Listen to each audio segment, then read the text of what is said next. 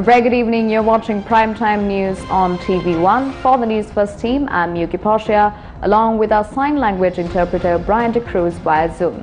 Let's start off with a look at your headlines for tonight. Government's gazettes do not provide relief to the populace. A statement from Anru Kumara Disanayaka in Parliament. සමහරේවා තමන්ගේ ඉතාමත් සමීප කුළුපඟ ජාවාරම් කරුවන් කීප දෙනෙකුට අයිතු ධනය උත්පාදනය කිරීම සඳහා මෙම ගැසට් නිවේදන ගසා තිබෙන බව ඔප්පු කළ හැකියි. ඒ ගැසට් ගහනකොට ඒ ගැසට් එක දෙකක සාමාන්‍ය ප්‍රායෝගික අඩුපාඩුකම් තියෙන්න පුළුවන්. A stern warning from the Cardinal. ඔබේ අගරාධිපතිතුමා මරණයට බය නැහැ. ඒ නිසා මාව නිහඬ කරන්න බෑ කොයිම බලවේගයකට.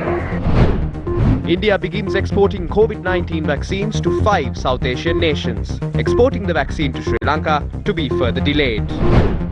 It is not the ideal time to provide military training for the youth, says Dilan Pereira. මගේ පෞද්ගලික මතය සම්බන්ධයෙන් මේක එකට අවස්ථාවක් නෙවෙයි කියලා. Donald Trump leaves White House after pardoning 73 prisoners. Starting off with your top story for tonight, Prime Minister Mahinda Rajapaksa says he has advised the Ministry of Education to look into schools in the island which lack basic facilities. The Prime Minister made these remarks while addressing a ceremony held in light of the 10th anniversary of the Mahinda Rajapaksa College in Pitipana, Homagama. The Prime Minister made this speech via Zoom. A number of ministers, including Bandula Gunawardena, Cecil Premajayantha and Gamini Lokge, as well as the Secretary to the Ministry of Education, Professor Kapila Perera, attended the event. As a government, we have realized that each parent's intention is to educate their children. Hence, schools will be equipped with the necessary facilities to educate children. I have notified the Minister of Education to look into it immediately. We laid the groundwork for the reforms required for this through the vistas of prosperity. The government always intends to fulfill its responsibility towards the children who are the future of the nation. Students with special talents and teachers of the Mahinda Rajapaksa College in Homagama were also commended during the ceremony. A debate ensued in Parliament today on whether the public had truly benefited through the decisions and the recent Gazette notifications issued by the government. Opposition lawmaker Anru Kumara Disanayaka commenced the debate, citing the losses suffered as a result of obtaining a substantial loan from a state bank to purchase cigarettes. However, government lawmaker Vasanthyapa Bandara dismissed these claims when the matter was raised in Parliament yesterday. Accordingly, Anru Kumara Disanayaka responded to the refutal of the claims today. We contacted the branch of the bank in Katuana and obtained the details. The person who sought the loan was an ordinary businessman. As a trader, his outstanding debt has stood at 3,150 million rupees. He has to settle around 300 million rupees as the remaining debt. He engages in ordinary business activities. Therefore, don't level absurd allegations against these traders. මා ඉතාමත් වගකීමෙන් ගරු කතානායකතුමන් කියන්නේ මේ කරුණු අසත්‍ය නම් ගරු මුදල් අමාත්‍යතුමා. Mr. Speaker, Prime Minister Mahinda Rajapaksa, who is Finance Minister, will know about the bank branch in Katuana as it is in Hambantota. He knows Mudita, the owner of the company, and travels in his vehicle frequently. This person is the chairman of Lanka Mineral Sands. He knows this person's place of lodging in Anuradhapura. Some ministers reside in his home in Colombo. If necessary, I can reveal the names. Therefore, I expect the Finance Minister or the State Finance Minister, Cabral, to explain this to Parliament after inquiring from Mudita, Bank of Ceylon and Kansana Ratwatta. I have said the truth. We can prove that certain gazettes and circulars have been issued to line the pockets of racketeers who are close confidants of the government. On the 26th of June 2020, a tax of 150 rupees had been imposed on imported coconut oil. If a levy is imposed under the Special Commodity Levy Act, it cannot be amended until a month lapses. But the Finance Minister had issued another gazette in 2 weeks, declaring that the 150 rupee tax imposed on coconut oil will be reduced to 25 rupees.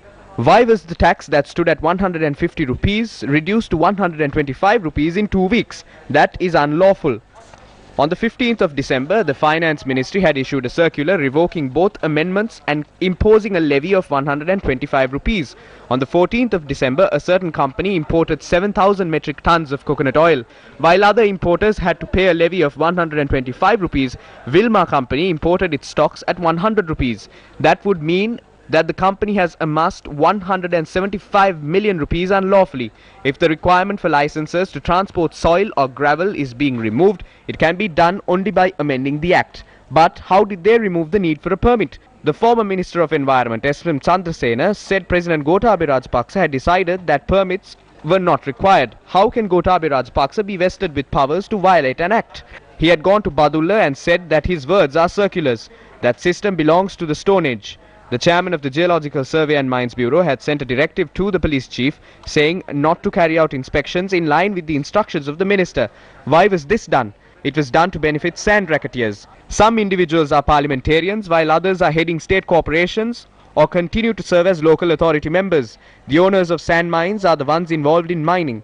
To control the price of coconuts, they said that the cost would be decided based on its circumference. According to the laws on standards, the recognized measuring unit for length is a meter. Therefore, a gazette cannot be published identifying the measuring unit in inches. 5 gazettes were issued on rice in a year. The cost of rice is fixed at 98 rupees by adding up the profits of millers and those running storage facilities. Today, rice of the Samba variety is being sold at 120 rupees. A profit of 25 rupees is being earned from a kilo of rice. This is what has happened. The same applies to the issues surrounding sugar. The tax on imported sugar was fixed at 50 rupees, but it was immediately slashed to 25 cents. When the tax was 50 rupees, sugar was being sold at 135 rupees. But did the cost of sugar reduce simply because the tax was slashed? While prices did not reduce, Wilmar imported more than 100,000 metric tons of sugar. Therefore, for whose benefit were these laws amended? It was done for the benefit of Wilmar. I feel sorry for the ministers and the members of the Viatmaga movement. The profit earned through these activities exceeds 6 billion rupees. Therefore, the government had been deprived of revenue worth more than 10 billion rupees by the 10th of January. We expected that a new gazette would be issued on the 14th of this month, but that was not done. Therefore, gazettes are being used as a pathway to fraud and corruption. They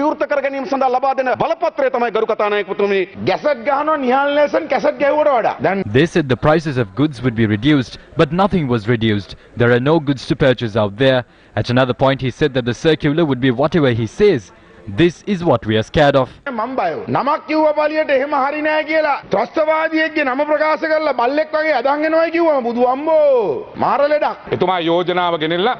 proposal was brought forward, but Anura Kumar Dissanayake has gone home. That is what the JVP does every day. They come and speak for the television and go home in the evening.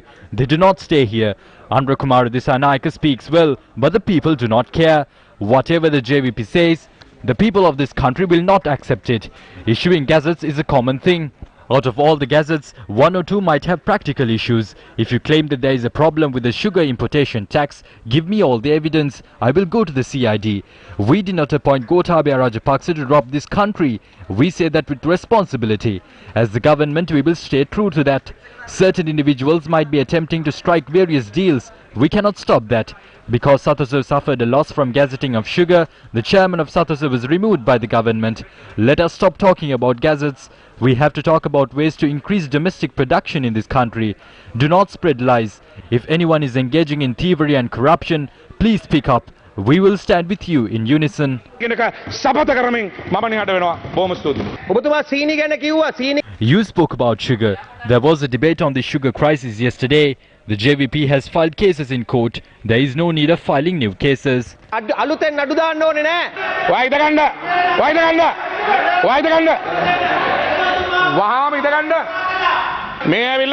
This is the former Minister of Finance who aided Arjuna Aloysius to rob the central bank. You are telling lies. I told you that if you have any information about the sugar scam, give it to us. We will stand with you.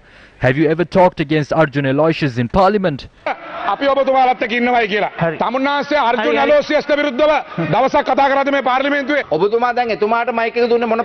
With what expectations did you grant him the opportunity to speak? He concluded his address.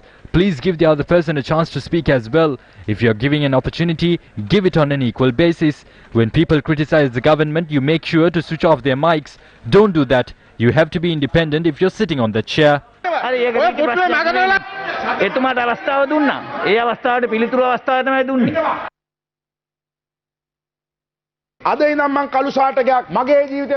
promise to wear a black sartaka in Parliament till the day Ranjan Ramanayake will receive justice. Two great characters were born in 1889, Adolf Hitler and Charlie Chaplin. Hitler had a mustache and so did Charlie Chaplin. Hitler made the whole world cry. Chaplin made the whole world laugh. Now we have both the characters in our country. Make any political criticism, but only through the established procedure can you criticize the Supreme Court or the court system and the President of the country.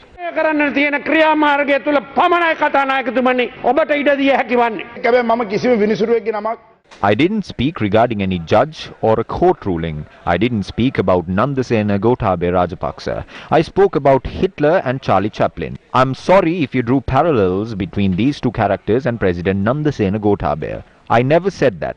But it is clear to all Sri Lankans how ignorant people shout in Parliament from the front and from behind.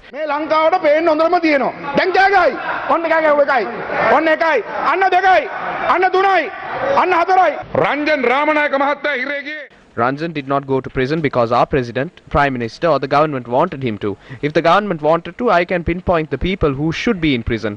Why did Ranjan Ramanayake go to prison? He claimed that the courts are corrupt, the lawyers are thieves, and that all courts from the Supreme Court onwards are corrupt. If a party wears black sartaka in Parliament, when a member of Parliament goes to jail according to a court ruling, God bless our opposition. When you, who called Ranil Wickremesinghe Mr. Bean, talk about Charlie Chaplin, we are not surprised at all. Attack anyone, Mahindananda, Johnston, but do not attack the courts, Mr. Harin Fernando.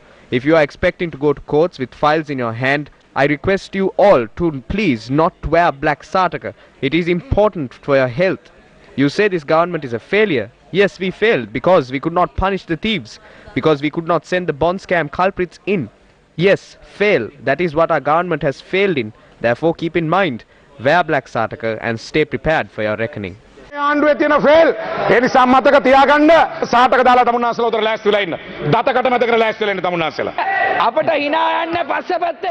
We are laughing from our stomachs. The hero came into power. It's been 2 months and a year. The bond scam thieves were not punished.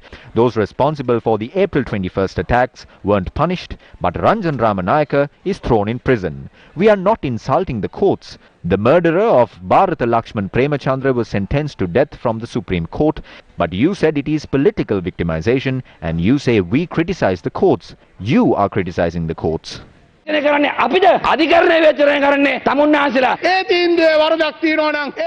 you think there is a problem with that ruling, rather than leaning behind your parliamentary privileges and shouting in Parliament, go out. Speak to famous media stations that the sentence given to Ranjan Ramanayake is wrong. Don't hide behind privileges and be cowards. Go out there. A court decision can be criticized within Parliament as well as outside. I remember the ruling against S.B. Dissanayake. I remember we went on television and spoke against it. You can criticize inside as well as outside. Maithripala Sirisena is here. Didn't the former Chief Justice Mohan Pires meet you and plead, saying, "Don't take away my position. I will give you any decision you want"? He said that.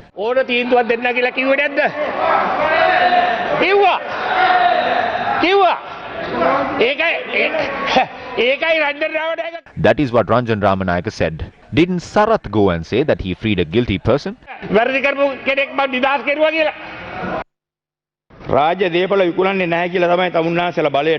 The government came into power by pledging that the national resources won't be sold. All of you reiterated that the East Container Terminal will not be sold under any circumstances. But we can see that happening now. There is something that I wish to remind you about the East Container Terminal. $230 million have been spent for the development of this terminal by obtaining loans from the Bank of Ceylon. $65 million have been allocated to import 4 cranes. $450 million have been allocated for other expenses. Officials at the port say that they can recover these expenses by generating profits after about 10 years. They say that they can develop the port using these profits and construct a new box-shaped terminal as well. According to them, only 4 terminals are of this structure across the world. That is what they are aiming at achieving. After constructing this terminal, they aim to regenerate revenue worth $200 million in the first year. The Colombo port is ranked 25th globally. If the East Terminal is constructed, it can push Sri Lanka to the 15th place. The Colombo port receives 7.2 million containers annually. If the East Container Terminal is constructed, this can be increased up to 10 million containers.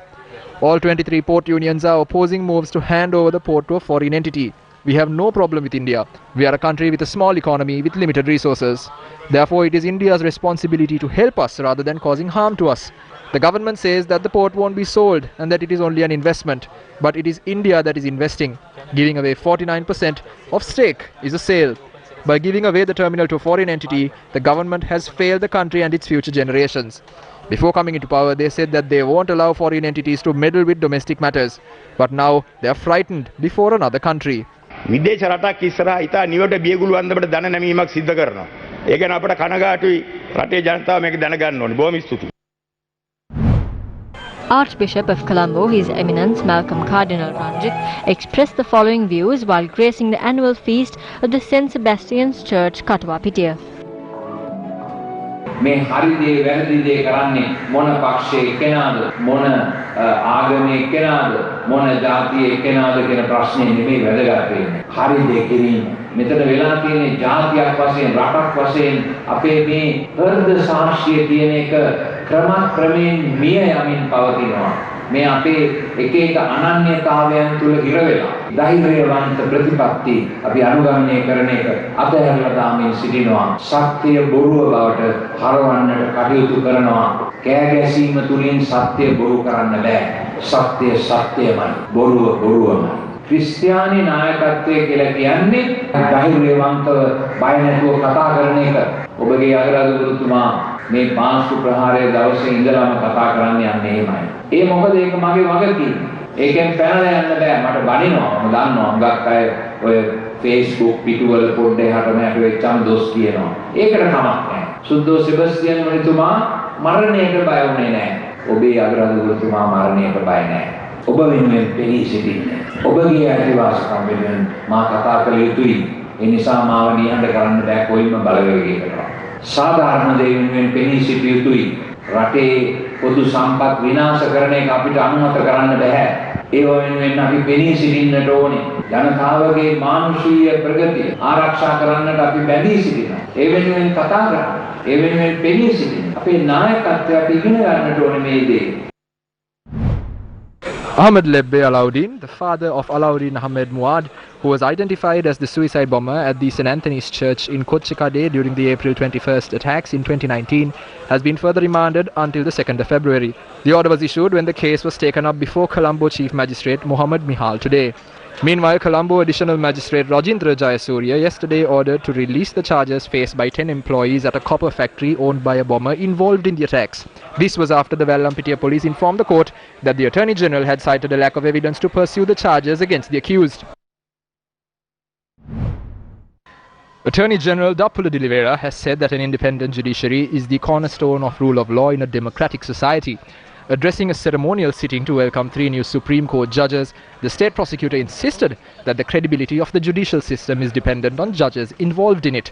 The Attorney General added that the judges must be of impeccable integrity and unimpeachable independence while discharging judicial functions with high integrity, impartiality and intellectual honesty. He noted that the independence and impartiality of the judges are essential for a democratic system of government to function under the rule of law. The Attorney General emphasized that judges should be immune from outside control and influence and intimidation while exercising judicial functions. While pointing out that judicial independence is required without interference from other branches of the government and private parties and interest, de Oliveira stressed that judges should not allow at least a glimpse of suspicion to occur. The ceremonial sitting to welcome Justices Dilip Nawaz, Kumudini Vikramasinghe and Shiran Gunaratne was held at the Supreme Court today. This is a bird's eye view of the Colombo port. Now, the Colombo port is an invaluable resource, an invaluable national resource to all Sri Lankans. But the topic of discussion here today is this small section that you see here. Now, don't be fooled by what you see, because that is the East Container Terminal. This is the section of the Colombo port that has given rise to much controversy and growing dissent among the general public, trade unions, civil society representatives against the handing over of the East Container Terminal or a part thereof to a foreign entity. Now, why is the East Container Terminal of the Colombo port so important to Sri Lanka and Sri Lanka's drive in developing our economy? Trade union activists have continued to highlight the importance of the East Container Terminal, and yesterday representatives of port trade unions that appeared on Satana, which is broadcast on our sister channel Sirasa TV, highlighted the importance of the East Container Terminal to all Sri Lankans. We can develop the East Container Terminal and offer competitive rates to attract all shipping agencies. We can also challenge other ports in the region. We saw its potential and urged our leaders to retain possession of it. The SAGT is situated next to this terminal. All that is required is to break down a wall to join these two terminals. The agreed duration will lapse in 2029, and then the SAGT should be handed over to the Sri Lanka Ports Authority. When that is handed over, it converts to a box port. So far there are only 4 box ports in the entire world. One of the 4 will be created in Sri Lanka. A box port is created when the larger ships are handled through one line and the smaller vessels are handled by the other simultaneously. No other port has that system at present. When vessels arrive at the CICT, it should be trucked to the ECT and the SAGT. We need to allocate vehicles to truck it to the JCT. That costs a lot of dollars. It costs $8. We can provide that relief to the shipping companies. As of now, the current fate of the East Container Terminal, or the plan for the future of the East Container Terminal, is to hand over a 49% stake of this valuable national resource to an Indian company. Now, the argument in favor that has been put forward by authorities and those who are speaking in favor of handing over this stake of the East Container Terminal to a foreign entity is the fact that transshipment that is being conducted at the Colombo port, and especially the East Container Terminal, a majority of these transshipments are being conducted with India. Their argument is that if we do not hand over a certain section of the East Container Terminal to the Indian company and cooperate with them, we will lose a majority of the transshipment process that is being conducted at the Colombo port at the East Container Terminal. However, trade union representatives brought clarity to this argument as well. The president did not provide us with the discussion. We had to struggle for a discussion with him. 82% of the SLPA's revenue is generated through transshipments. 66% of transshipments come from India. The president's stance is, if we do not hand this over to India, that 66% will be lost. We will lose this if a political decision is made. However, we have made an answer for it. A country cannot influence through transshipments. Shipping agencies wield that power. Once vessels enter the port, shipping agencies decide on which terminal to dock at. The two most important factors for shipping agencies is time and cost. We boast the lowest tariff in this entire region. A vessel can deviate from our international shipping route and arrive at our port in the lowest time. None of the main shipping agencies will overlook us and go to India. If India makes a political decision, India will be adversely impacted. We were not afforded the opportunity to say all of this to the president. We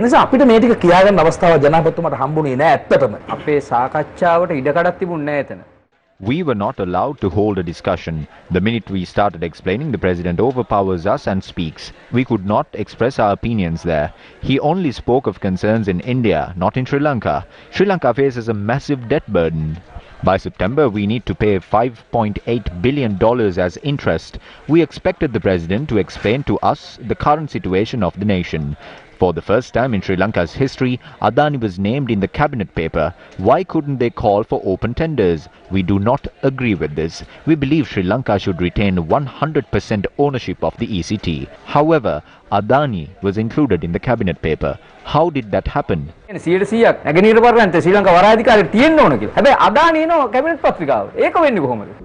23 port trade unions transcending party lines have joined forces in their struggle to protect the East Container Terminal.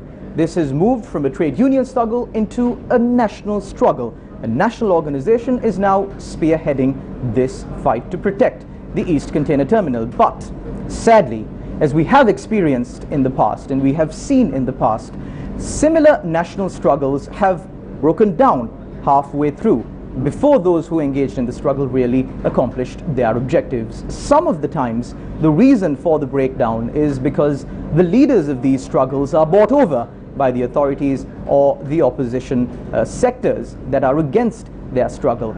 However, this time around, will things be different? Will these trade unions that gathered to protect the East Container Terminal see this fight through?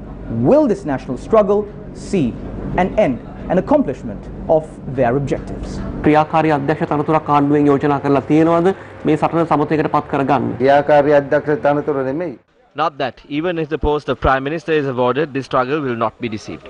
I had to let go of my previous post of Working Director because of this struggle. Chamal Rajapaksa lost his ministerial portfolio and we lost 4 director positions based on a struggle which was launched based on the ECT. If we are enticed by portfolios and deceive the struggle, the future generations will curse us. අපි තනතුරු වලට ලොල් වෙලා මේ සටන පාවලා දෙනවා නම් අපිට හෙන ඉල්ලන්නේ අනාගත පරපුර. We have continued to highlight the importance of the Sea of Sri Lanka. This is our exclusive economic zone, 8 times the size of Sri Lanka's land mass, with untapped potential resources that could catapult our island nation into the developed world. Now, if the United Nations accept the submissions that Sri Lanka has already made for an extension on this zone, we will have to our name 16 times the landmass of Sri Lanka in the seas that surround our country. But unfortunately, we do not proudly call this sea by the name that it should be called, which is the Sea of Sri Lanka. Now, the East Container Terminal is the gateway to the Sea of Sri Lanka. It is the gateway that is located at an extremely strategic location close to all naval shipping routes, main naval shipping routes that pass through this area. The East Container Terminal is one of the most high technologically advanced terminals in this area that has no compare. Is this not a good enough reason for the East Container Terminal to be protected? What will the future of the East Container Terminal be? News First will keep a close watch. Corruption is a cancer.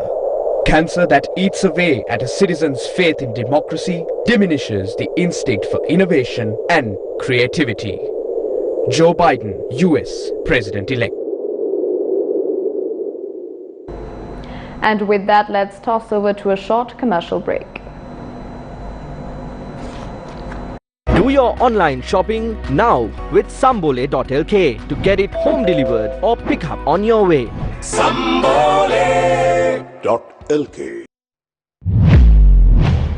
News First. The truth as it is. Welcome back to the news.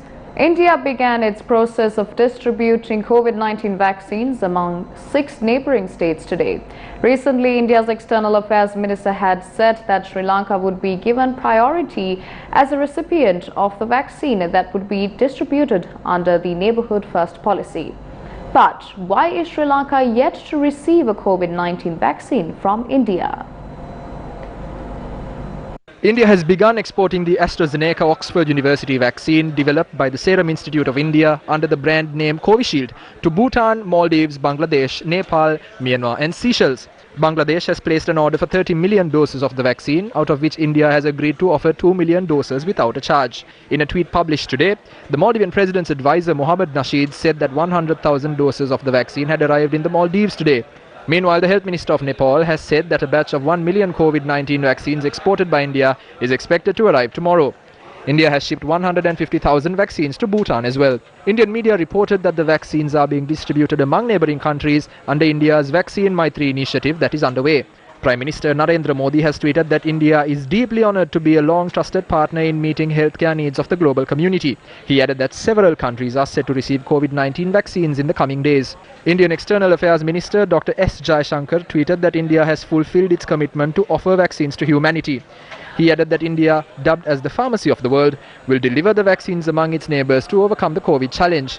During his visit to Sri Lanka, the Indian minister had said that Sri Lanka would be given prominence while distributing the vaccines under the Neighbourhood First policy.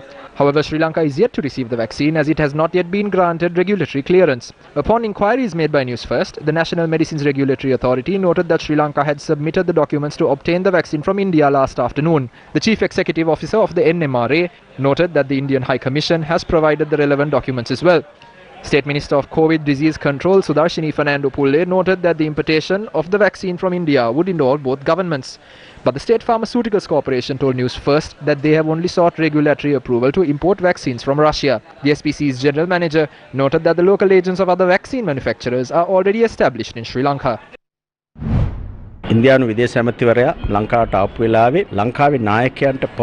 his visit to Sri Lanka, the Indian Minister of External Affairs had promised our leaders that stocks of the COVID-19 vaccine manufactured in India will be provided to Sri Lanka free of charge. By today, it is evident that Sri Lanka is not included in the list of nations which would receive the first batches of vaccines from India. That statement is then in contradiction to the Act. A question has arisen. The discourse on handing over the ECT to India continues to dominate the headlines. The final agreement in this regard has not been penned. We are suspicious as to whether they are using the vaccine as bait to sign the agreement.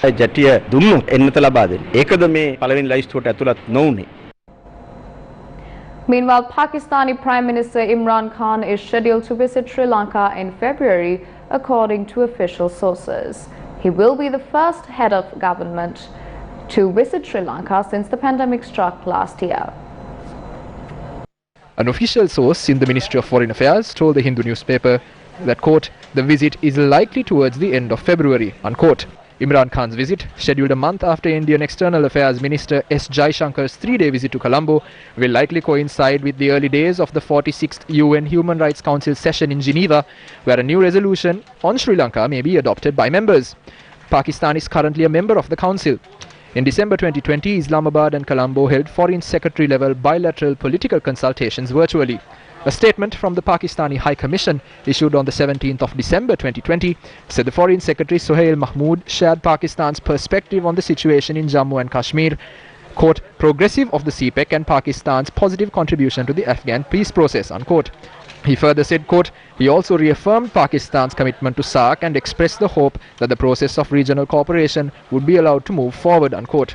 Sri Lanka, which has close ties with Pakistan and India, have seldom commented on Indo-Pakistani tensions. Following the Pulwama attack in February 2019, Sri Lanka's Ministry of Foreign Affairs said it was deeply concerned about the developments following the brutal terrorist attack on a Central Reserve Police Force convoy in Pulwama, while requesting India and Pakistan to act in a manner that ensures the security, peace and stability of the entire region. COVID-19 posed unimaginable threats to humanity, including Sri Lanka. However, as always, humans adapted and began adopting to life in the new normal. Now, this is one such instance.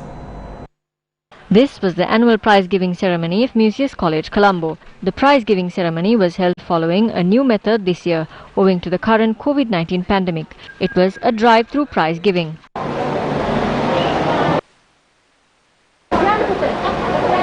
Prizes were handed over to 820 students who excelled in various fields over the course of the year.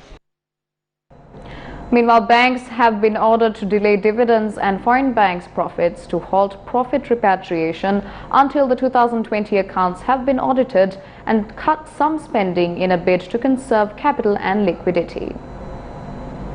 Banks have also been asked as far as possible to cut spending on advertising, training, business promotions, gift schemes, entertainment, sponsorship and travelling until June 2021 and be careful in capital expenditure. Banks have been ordered not to buy back shares, stop raising salaries of executives and directors until June of 2021. Let's now toss over to a short commercial break. Do your online shopping now with Sambole.lk to get it home delivered or pick up on your way. Sambole.lk.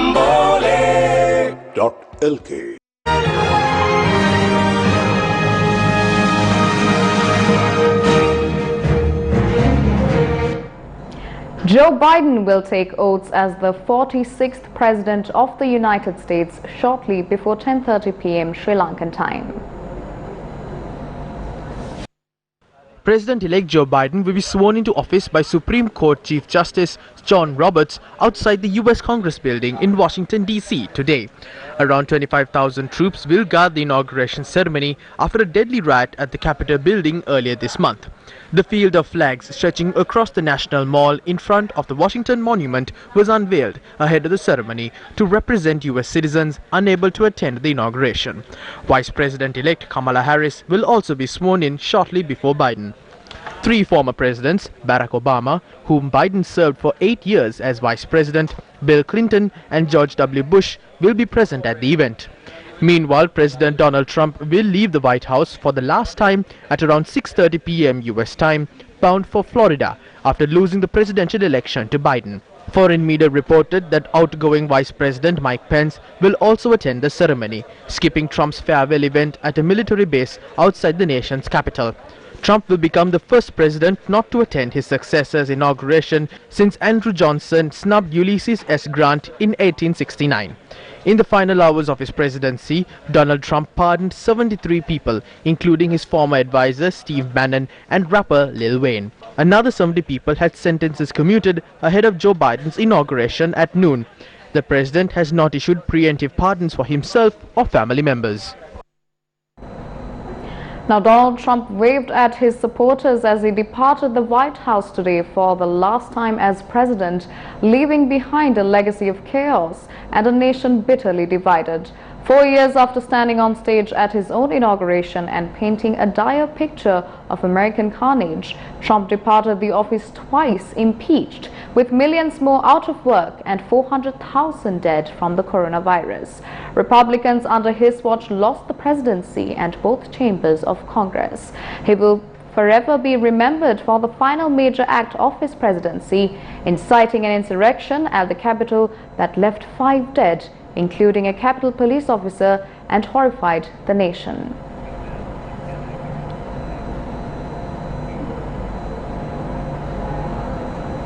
Before leaving, he addressed his supporters at the White House.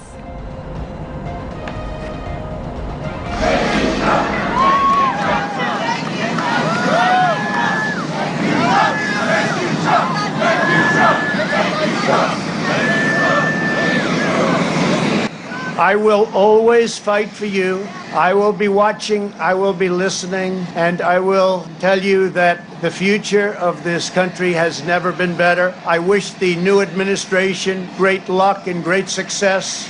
I think they'll have great success. They have the foundation to do something really spectacular. And again, we put it in a position like it's never been before. A goodbye. We love you. We will be back in some form.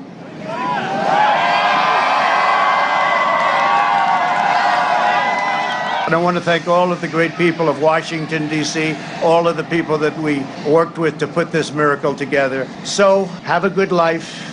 We will see you soon. Thank you. Thank you very much. Thank you. And with that, it's a wrap of primetime news here on TV1. For the Newsfirst team, I'm Yuki Pasha, along with our sign language interpreter, Brian De Cruz. Take care and good night.